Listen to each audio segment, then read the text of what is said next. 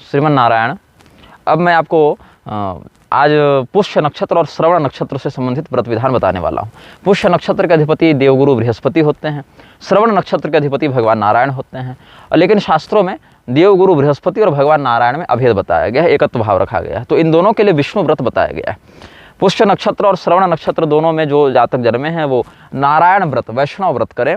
और ये तो देव गुरु विष्णु साक्षात लोक हितोत्सुक, संसार के हित की कामना से देवगुरु बृहस्पति ही भगवान नारायण के रूप में आए हैं। तो कब कब करना है? जिस दिन जन्म नक्षत्र का समय आए, मतलब जिस दिन पुष्य नक्षत्र पड़े तो पुष्य नक्षत्र का जातक करे, जिस दिन श्रवण नक्षत्र पड़े उस दिन श्रवण नक्षत्र का जातक करे, अथवा जन्म नक्षत्र की समुपलब्धता तत्काल में न हो तो गुरुवार को कर ले। दोनों व्रत दोनों नक्षत्र वाले गुरुवार को भी कर सकते हैं या द्वादशी तिथि को कर सकते हैं। तो कब करना है? सुबह सुबह भगवान विष्णु के मंदिर में जाकर वैष्णवाचार की विधि से भगवान का पूजन अर्चन करे। गुं गुरवे नमः इस मंत्र का जप करे, या नमो नारायणाय यह भी कर सकता है। दोनों मंत्र को करे, गुं गुरवे नमः करे, नमो नारायणाय करे, दोनों मंत्रों का जप करना चाहिए। गुं बीजम पूर्वम उच्चार्य गुरवे नमः उच्चरेत, नमो नारायणायेति मंत्र मन्यम च संजपेत। पहले गुं गुरवे नमः को एक माला कर ले, फिर भगवान नारायण के लिए नमो नारायणाय मंत्र का एक माला कर ले। अगर दीक्षित है तो बहुत अच्छी बात है, न दीक्षित है तो भी तारक संज्ञक ये सब मंत्र हैं, सर्वोपयोगी हैं, तो इसके लिए कोई बहुत दीक्षा विधान की अनिवार्यता नहीं है कि बिना दीक्षा के नहीं जप सकते हैं।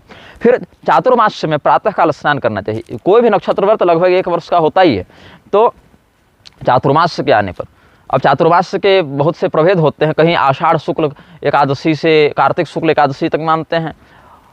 अनिरुद्ध संहिता के अनुसार 3 है ना, वैष्णव मत है, सौर मत है, चांद्र मत है। तो वैष्णव मत से एकादशी लेते हैं 4 महीने तक, आषाढ़ से कार्तिक।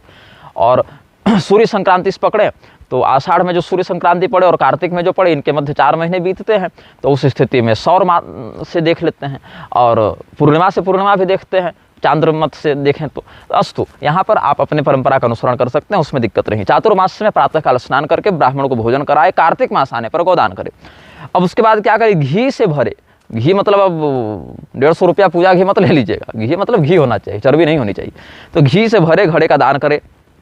एकादशी की रात्रि में जो भी एकादशी के लायक आहार है, फलाहार है, दुग्धाहार है, उसका ग्रहण करके जागरण करनी चाहिए जो भी व्यक्ति वैष्णव व्रत को करता है। और भगवान विष्णु की स्वर्ण प्रतिमा का पूजन करे, और सुंदर दिखने वाला शंख और चक्र भी सोने का बनाए। और चैत्र मास में जब चित्रा नक्षत्र आए, मतलब हम समझते हैं चैत्र पूर्णिमा, चित्रा नक्षत्र चैत्र पूर्णिमा को पढ़ना चाहिए चैत्र मास में। तो उस दिन स्वर्ण का भगवान नारायण का विग्रह बना के या सोने का ही सुदर्शन चक्र और 5 जन्य शंख बनाकर दान करना चाहिए। तो सुमंगलमय गीत वाद्य इत्यादि के द्वारा भगवान को स्तोत्र पाठ मंत्र जप आदि के द्वारा महाविष्णु को संतुष्ट करना चाहिए। भगवान विष्णु त्रिलोक गुरु हैं, जगत गुरु हैं, लोक गुरु हैं भगवान नारायण। इस प्रकार से भगवान विष्णु को, भगवान विष्णु के ही ज्ञानावतार देव गुरु बृहस्पति को संतुष्ट करने वाला पुष्य नक्षत्र और श्रवण नक्षत्र के जातकों के लिए यह हमने विष्णु व्रत बताया है। जो भी पुरुष और नारी इस व्रत को करते हैं उनके नक्षत्र की शांति तो होती ही है, भगवान नारायण की कृपा से संसार सागर से मुक्त होने का मार्ग भी उनका प्रशस्त हो जाता है। श्रीमन नारायण हर हर महादेव, नमः चंडिकाय।